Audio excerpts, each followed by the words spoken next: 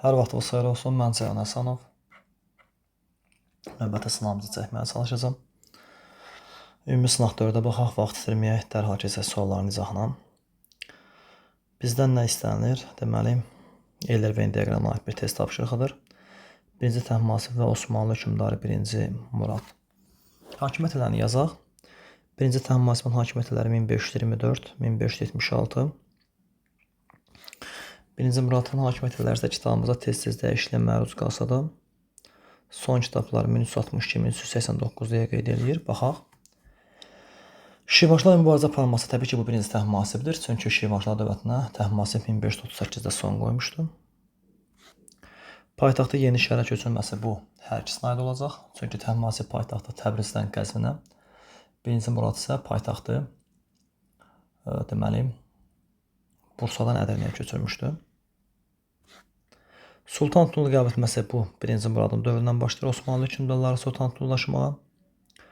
Dövlətin ərazisinin genişləndirməsi təbii ki, hər ikisinin dövrünə aiddir. Qanunnamə verməsi heç birisinə aid deyil. Deməli 1A 2C 3B D. Cavabımız D variantıdır. Davam edək. 4. İkinci Dünya müharibəsi illərində Cənubi Azərbaycanda, yəni 1939-1945-ci illərdə Cənubi Azərbaycanda nə baş verib? Və 45-in sentyabrın 2-si, diqqətli olaq, müharibə sentyabrın 2-si bitib. Milli hökumət təşkil olundu. Bu 45-ci ilin dekabrın 12-sidir, səhvdir. Azərbaycan dilində qəzet və jurnallar nəşr edilirdi, bəli. Bu istər 41-42-də çıxan Vətən yolunda, istərsə də 45-də. Düzdür, Azərbaycan qəzeti köynək tapağı daha dəqiq sentyabrın 3-ü yazılardı. Müharibə sentyabrın 2-si bitibsə düşmür, amma Vətən yolunda qəzeti falan bunlar düşürlər, cavab B-dir.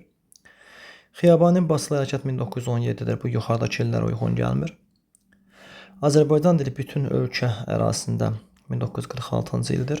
Bu da uyğun gəlmir. Təbriz Universitetidən 1946-cı ilin iyunudur. Bu da uyğun gəlmir. Burada cavab B variantıdır. Davam edək. Üçüncü sualda bizdən nə istəyir? Azərbaycan SSR-nin 1921-ci il tarixi üçün səciyyəvidir. Hərbi kommunizm siyasətinin tətbiqinə başlanması. Hərbi kommunizm sistemi Rusiyanın özündə 1918, Azərbaycanda isə 1920-dən başlayaraq tətbiq olundu. Bu 1920-ci ildir. Ona görə 1 bizə lazım deyil. Əgər hərbi kommunizm siyasətinin ləğv olunması olsaydı düz olardı. İlk konstitusiyamız, bəli, Azərbaycan SSR-nin ilk konstitusiyası 1921-dir. Biz bunu götürək. Ərzaq sapalağı, bəli, 1921-də hərbi kommunizm ləğv olundu və hərbi kommunizmin termini olan, vergisi olan ərzaq sapalağı ləğv olundu. Ərzaq sapalağının yerində isə nə yarandı? Əvvəlcə çanaq yarandı və biz YIS dövründə çanaq vergisinə daxil olduq. Sonradan isə 1922-ci ildə biz artıq ərzaq vergisini vermək gücündə də olduq. Bu da 1921-dir, düzdür. ZSFS-nin tərkibinə daxil olmağımız bu 1922-dir. Yanlışdır. ZSFS 1923-də yaranıb Bakıda.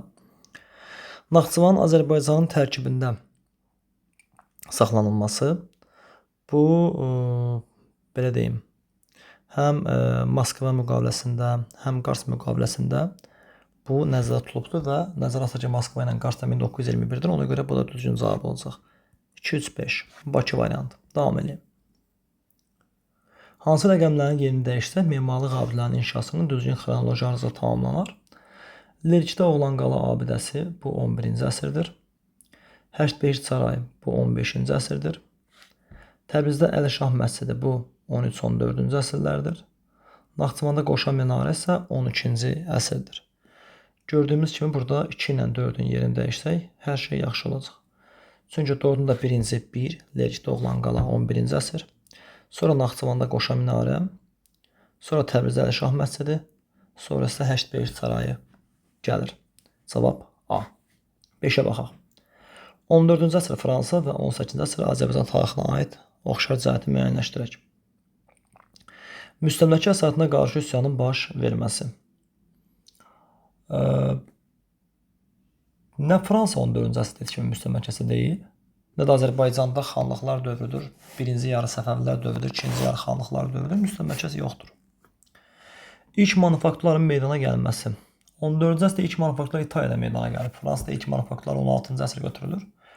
Azərbaycanda isə ilk manufaktura 1827-dir. Bu da yanlışdır. Yəni 19-cu əsr. Aqrar islahatın həyata keçirilməsi, yəni konkret nəzərdə tutulan bir aqrar islahat yoxdur hər iki tərəf üçün.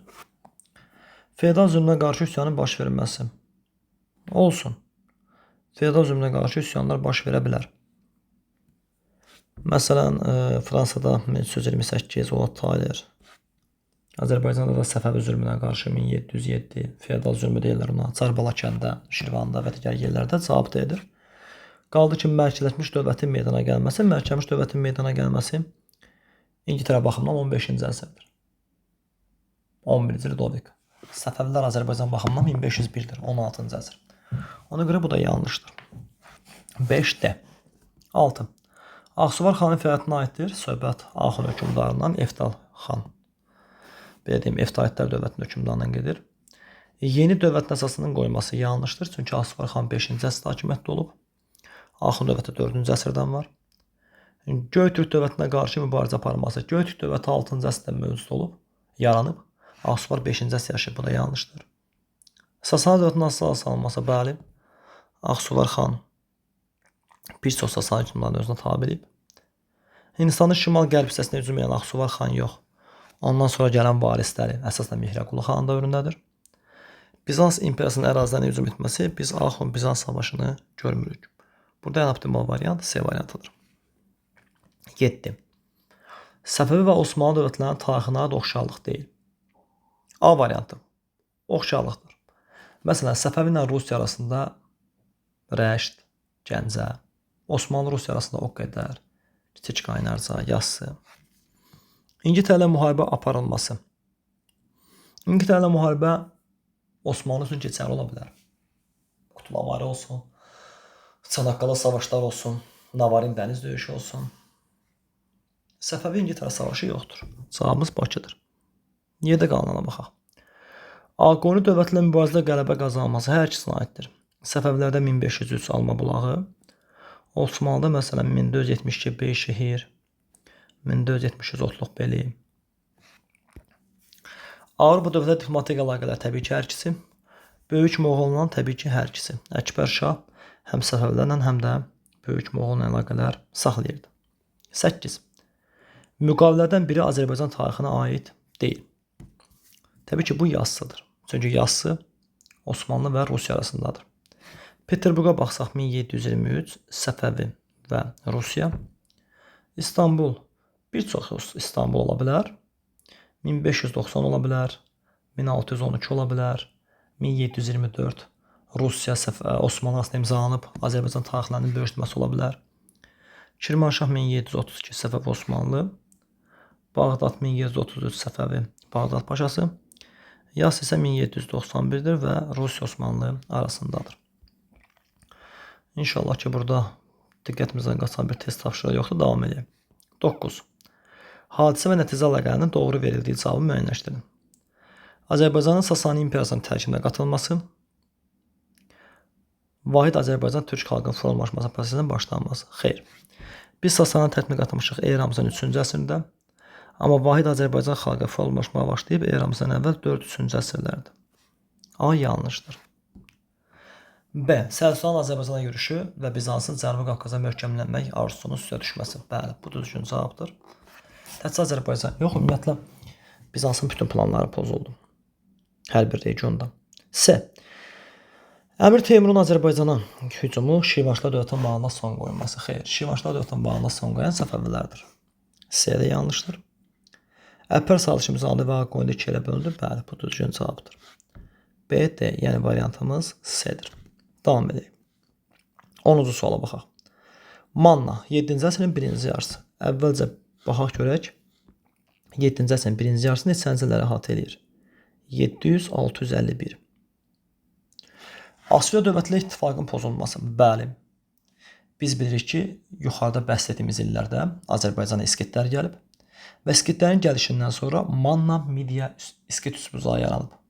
Və bu üçbucağa güvənən Asuriya, daha doğrusu Manna, Asuriyanın üzərində yürüş eləyib, Asuriya əlaqələri pozub. Bir düzdür.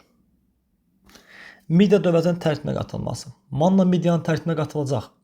Çünki Manna, Midiya, İskit üçbucağı Əvvəl üçü birləşib Asuriyaya qalib gəlsə də, sonra Asuriyanın İskiti öz tərəfinə çəkməsindən sonra dövlətlər arasındakı münasibətlər korlandı. B vardı, amma bu 6-cı əsrdə bizə 7-ci əsr istəyir. 3 düzdür. Dediyim kimi, İskitlərin əraziyə gəlişindən sonra Manna Asuriyaya qarşı saymazlıq edərək əlaqəni kəsmişdi. Urartu tərəfindən işğal edilmiş vilayətlərin azad edilməsi 714-dən sonra Urartu artıq Manna üçün təhlükə mənbəyi deyil. Cavab 1-3A variantı. Davam edək. Şimali Alman İttifaqının yaratdığı ildə Azərbaycanda 1866-cı ildə yaranmış Şimali Alman İttifaqı məhkəmə islahatı keçirdimi? Əlbəttə 66 bu düzgün cavabdır. Yezapol quberniyasının yaranması 68-dir. Səhvdir. Milli mətbuat əkinçinin əsası qoyulub 1875. Səhvdir. İlk şəhər islahatı 1878. Səhvdir. Bakıda ilk Rus-Azərbaycan məktəbi 1887-dir. Səhvdir. Maraq üçün deyim ki, Bakıda ilk Rus-Azərbaycan məktəbi 1887-də kişilər üçün, qızlarımız üçün isə ilk Rus-Azərbaycan məktəbləri 20-ci əsrin əvvəllərində açılacaq. 11A-dır. Davam edək. 12. 1943-cü ildə müttəfiq qoşunlarının Siciliya arasına çıxması nəticəsində ümumiyyətlə əksər abituriyentlər qatışdırırlar bir məsələni. Onlara sual verəndə ki, müttəfiqlərin Avropada çıxdığı ilk ərazi onlar Normandiyanı götürürlər. Xeyr, Normandiya 1944-də çıxıblar və ikinci cəbhə oradan açılıb. Amma müttəfiq qoşunlarının, yəni Amerika və İngilis qoşunlarının Avropada çıxdığı ilk ərazi İtaliyadır, Siciliya. Və onlar Siciliya adasına çıxırlar, Siciliya adasından daxil olurlar. Belə desək, İtaliyanın mərkəzinə. Mussolini həbs edirlər və bununla da İtaliyada faşist rejimi süquta uğrayır. Və yeni hakimiyyətə gələn Badayo hökuməti Almaniya müharibə elan edir.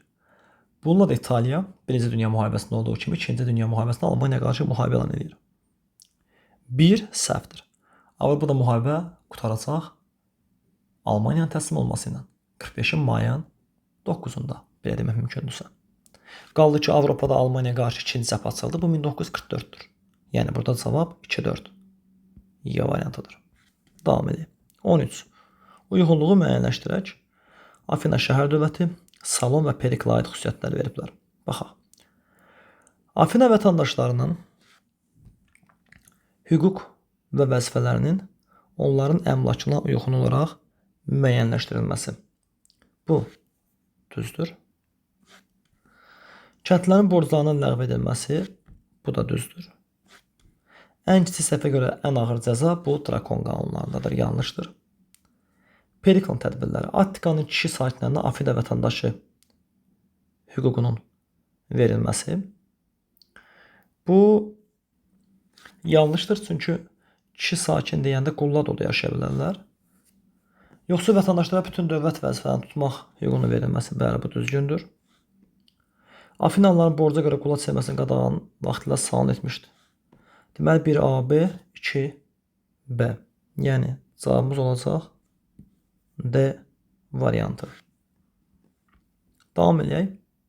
14. Vətən müharibəsinin gedişində Azərbaycan ordusunun düşmənə qarşı tətbiq etdiyi hərbi əməliyyat planlarındandır. Təbii ki, burada deməli taktiki geri çəkilmə bu ola bilməz. Ümumiyyətlə Azərbaycan ordusu heç geri çəkilmədi ki, bu taktika olsun və yaxud qeyri-taktika olsun. Qisas əməliyyatı ümumiyyətlə 2022-ci avqustdadır və bu vətən müharibəsinin gedişində deyil. Qarabağ möcüzüsü, bəli, bu köhnə AN təyyarələrini biz yuxarı qaldırdıq və ermənilər də bunları ciddi bir təyyarə kimi qəbul edərək bizim təyyarələri, belə deyim, məhv edirdi və bunu da sinələrinə döyərək böyük bir fəxrlə deyirdilər ki, biz Azərbaycan təyyarələrini vururuq. Amma özləri də bilmirdilər ki, əslində yerlərini müəyyənləşdirirlər. Turan taktikası, bəli, təbii ki, biz müharibəni həm cəbhənin şimalından, həm cənubundan aparırdıq. Məqsəd düşməni mühasirəyə almaqdır. İnşallah bu səfərdə də baxmayacağımız bir test yoxdur. Davam eləyək. 15-ə baxaq. 5-ci əsrin birinci yarısından fərqli olaraq 6-cı əsrin ortalarında, yəni 401, 450-dən fərqli olaraq 540, 560 təxminən. Mehranilər Sulasının hakimiyyəti altında idi. Bu yanlışdır, çünki Mehranilər hala 630-da gələcəklər. Sasani mərzbanlığı tərəfindən idarə olundu. Bu düzgün cavabdır. Çünki nəzərə alsaq ki, Albaniyada Sasani mərzbanlığı dövrü 510-629-cu illərdə olubsa, uzun müddətli mərzbanlıq və bu bura düşür.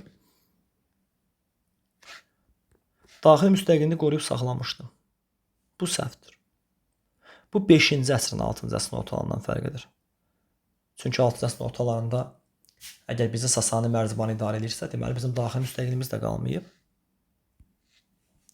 Yerli hökmdarlar tərəfindən idarə olunurdu. Bu da 5-ci əsrin 6-cı əsrdən fərq edir. Çünki 6-cı əsrin ortalarında bizi Sasani mərzbanlığı idarə edirsə, deməli Albaniyada yerli hökmdarlar yoxdur. Sasani imperiyasının şimal canişinin tərkibində idi. Bu düzgündür, cavabdır. Çünki bunu eləyən hökmdar 531-579-da hakimiyyətdə olmuş Xosrəvənişiravandır. Və nəzərə alsaq ki, bu illər də 531-579-un arasına daxil olur. O zaman bizim cavabımız 2-5, yəni Bakı variantı olacaq. 16. Göstərilənlər aiddir. Bütün Azərbaycan ərazisini ilk dəfə Türk sülaləsinin hakimiyyəti altında vahid müstəqil dövlətdə birləşdirdi. Dövlətin sərhədlərini möhkəmləndirmək üçün Dərbənd səddini təmin etdirdi. Söhbət təbii ki, Azərbaycanı ilk dəfə birləşdirən sazələrdən və onun ən güclü hökmdarlarından hesab olunan Yusif İl Əbusazdan gedir. Cavab Y-dir. 17. 16-cı əsrin ikinci yarısı və 17-ci əsrin ikinci yarısı Azərbaycan tarixinin ümumi cəhəti, yəni 1501, 1550 və 1651, 1700 üçün oxşar cəhət. Osmanlı dövləti ilə sülh müqaviləsi imzalanması. Bir şeydə diqqətli olun, 17-ci əsr boyu Səfəv-Osmanlı müharibəsi 1639-dan sonra yoxdur. 16-cı əsrin ikinci yarısının illərini 1551-1600 qeyd etsək daha düzgün olar. 16-cı əsrin ikinci yarısında bəli, Osmanlı ilə müqavilə var. İstər 1555 Amasya olsun, istər 1590 olsun. Amma 1651-1700-də yoxdur. Dediyim kimi, qəsr Şirindən sonra yoxdur 17-ci əsr boyu. Qopçur Monqollarla gəlib Monqollarla gedib. 14-cü əsrdən sonra Qopçur yoxdur. Ərazisində Osmanlı idarəsi eləyib. Bu 16-cı əsrin ikinci yarısına aiddir. 1590-cı ildə İstanbul müqaviləsindən sonra Azərbaycanın çox hissəsi Osmanlıda qalırsa, bu olur. Amma 17-ci əsrin ikinci yarısında Səfəv-Osmanlı müharibəsi yoxdur axı. Azərbaycanda Osmanlı idarəçiliyi qurulsun. Vəqf torpaq sahibliyi mövzuması, bəli, cavab budur. Vəqf torpaq sahibliyi riyazi cədvəlini mən belə qeyd eləyərdim. 7-ci əsr daxil, minimum 19-cu əsr daxil. Yəni vəqf ona görə həm 16, həm 17 olubdur. Çünki həm 16, həm də 17 bu aralığa düşür. Cavab dedir. Qaldı ki, vahid məhkəməş dövlətin olmaması, axı Səfəvilər 16-18-ci əsrlər aralığında vahid dövlət yaratmışdılar. Cavab dedir. 18-ə baxırıq. Azərbaycanın 14-cü əsrin 80-ci illər tarixinə aiddir. 14-cü əsrin 80-ci illəri, yəni 1380, 1389. Qızıl Orda Toxtamış xanın görüşünə məruz qalması, əlbəttə 1385. Bu var. Şirvanşahların Cəlalədən asılığı qəbul etməsi 1367. Bu yanlışdır. Əmir Teymurun Əlincə qalasına ələ keçirilməsi 1400. Bu yanlışdır. Şirvanda Dərbəndlərin hakimiyyətə gəlməsi 1382. Bu düzdür. Yəni cavabımız 1, 4 olacaq. 19-a baxaq.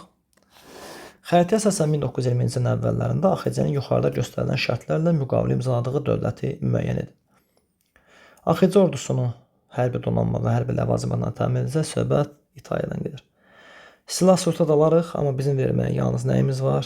Neftimiz. Söhbət 4-dən İtaliyadan gedir. 1-in İngiltərə, 2-nin İspaniya, 3-ün Fransa, 5-in Almaniya olduğunu bir daha diqqətinizə çatdıraq. 20. 14-cü əsrə aiddir. Yəni 1301-1400 aralığı. Konstantinopolun Osmanlılar tərəfindən ələ keçirilməsi. Bu 1453-dür. Yuxarıdakı şərt ödəmir. Latın imperiyasının qurulması. Bu 4-cü sərhəd yürüşüdür. 1204-1261. Yuxarıdakı şərt ödəmir. İngiltərədən məhkəməş dövlət əsasının qoyulması 1066. Hastings döyüşü. Yuxarıdakı şərt ödəmir. Fransada ilk dəfə baş daşların çalınması 1302 yuxarıdakı şərt ödəndi. 100 illik müharibənin başlatması 1453 yuxarıdakı şərt ödənmir. Cavab D. 21. Azərbaycanda orta və son Tunc dövrlərinə aid ümumi cəhətlər. İri tayfa ittifaqlarının mövcud olması. Əlbəttə. İri tayfa ittifaqları orta Tunc dövründə meydana gəlmişdirsə, bu son Tunc dövründə nə edəcək? Davam edəcək. Duluzçuluğun inkar etməsi. Bəli. Duluzçuluğun inkar etməsini orta Tuncda göstərir tapılan duluzçuluq məhəllələri, duluzçuluq sobaları. Son Tuncda isə ayaqla həqiqətən duluz çarxı. Siklopik tikililər ilk dəfə son Tuncdan başlayıbsa, bu özündən əvvəlki orta Tunc dövründə ola bilməz. Əmək bölgüsü erkəndə də var, ortada da var, sonda da var. 1, 2, 4 düzgün cavabımızdır. Dini ayinlər üçün ibadətgahların mövcud olması olsaydı, götürə bilərdik. Çünki erkən Tuncdan yaranan bir şey orta və son Tuncdan mövcud olacaq. Amma burada deyir ki, yaranması. Yəni bu sırf erkən Tunca aiddir. Cavabımız 1, 2, 4-dür. İnşallah burada da izah etmədiyimiz və gözümüzdən qaçan bir sual olmaz. 22. Xəritəyə əsasən Navarin döyüşündə Osmanlı donanmasını məğlub etmiş dövlətləri müəyyənləşdirin. Navarin döyüşündə Rusiya, İngiltərə və Fransa qalib gəldi. Yəqin ki, burada əsasən belə desək, İngiltərə Fransanı veriblər. 1, 3-ü veriblər. Çünki 3 cavab yox, 2 cavab isə Navarin döyüşündə demək olar ki, İngiltərə və Fransa sadəcə olaraq belə deyim də Rusların mövqeyindən çıxış edirək, Osmanlıya qalib gəlmişlər. C variantı. Digər ərazilər sizə tanışdır. Sadəcə 2-ni çoxdan da düşmürdü testlərimizdə. Yunanistandır. Bax belə. 23. Uzun Həsənin Azərbaycanda hakimiyyəti dövrünə aid hadisələri müəyyənləşdirin. Aha. Burada indi bir məsələdə ehtiyatlı olmaq lazımdır. Söhbət nədən gedir? Uzun Həsənin ümumiyyətlə padşahlıq dövrünü biz götürməliyikmi, yoxsa yox? İndi testin irəliləyən gedişatına mən ona baxmağa çalışacağam. Belə güman edirəm ki, söhbət onun hökmdarlıq dövründən gedir. Baxaq yenə də 1468, 1478 götürək. Muş döyüşü 1467-dir. Trabzon 1461-dir. Şərqi Gürcüstan 1474, 1477-dir. Osmanlıların məğlub edilməsi 1472 ola bilər, 1473 ola bilər. Qaldı ki, 5-ə bu ümumiyyətlə 1483-dür, 87-dir və 1488-dir, belə desək. Mən fikirləşdim, dedim və yaxud dediyim kimi, Uzun Həsən 1453-dən 1468-ə qədər Aqoni bəyliyinin başçısı olub.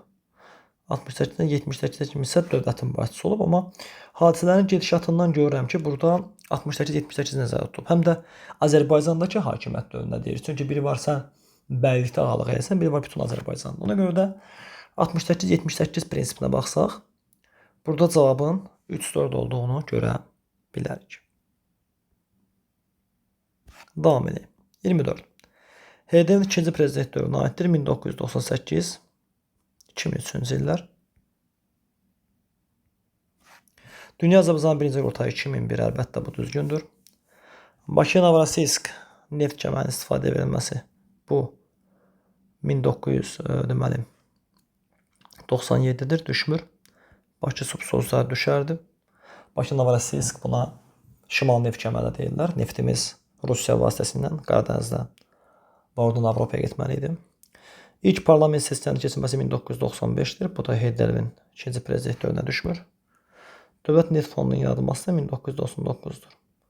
Sosial Müdafiə Fondu 94, Dövlət Neft Fondu 99, Silahlı Qüvvələr Yardım Fondu 2002, HDP fondu 2004-dür. Belə. 25. Dövlətlərin birləşməsi nəticəsində yaranmışdır. Söhbət burada Britaniya və İspaniyadan gedir.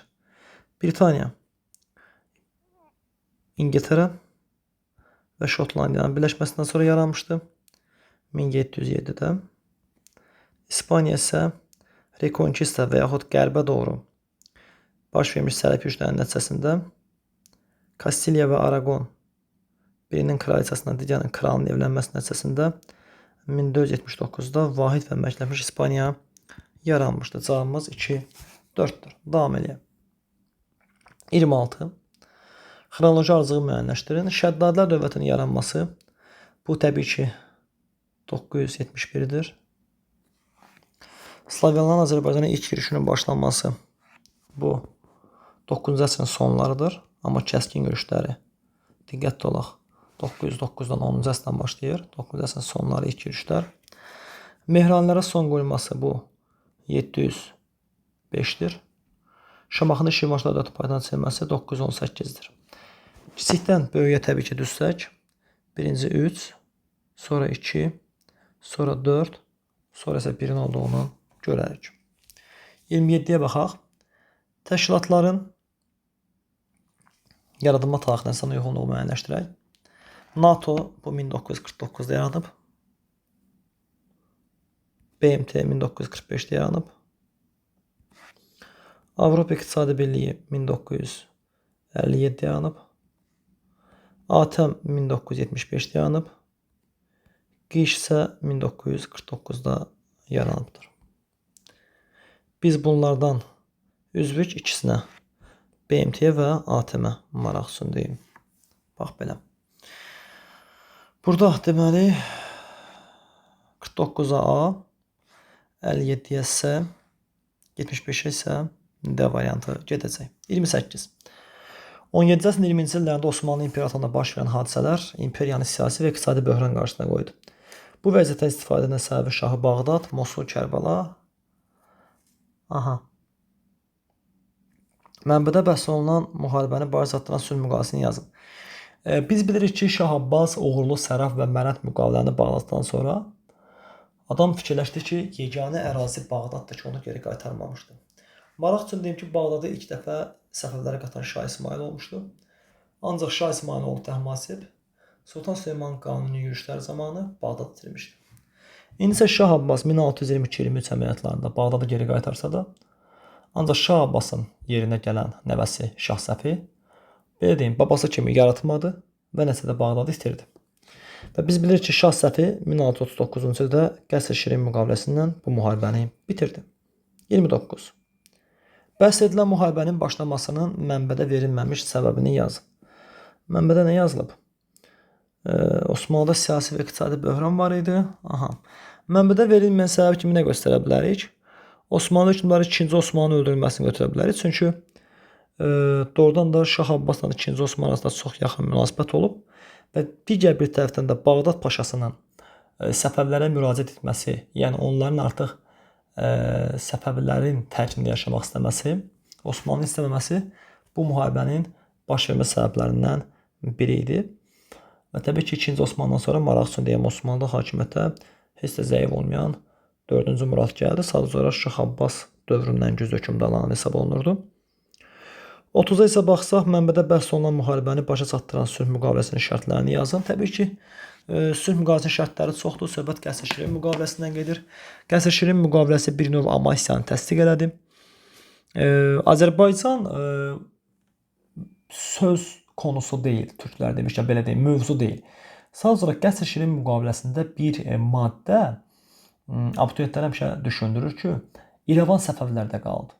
Bəyəm İrəvan Səfəvlərdə deyildimi ki, yəni Abbasın dönəmində? Məsələ nədən ibarətdir? Orta məktəb kitablarından bəzi illərin nəşrləri bunu verirdi, bəzi illərin nəşrləri vermirdi.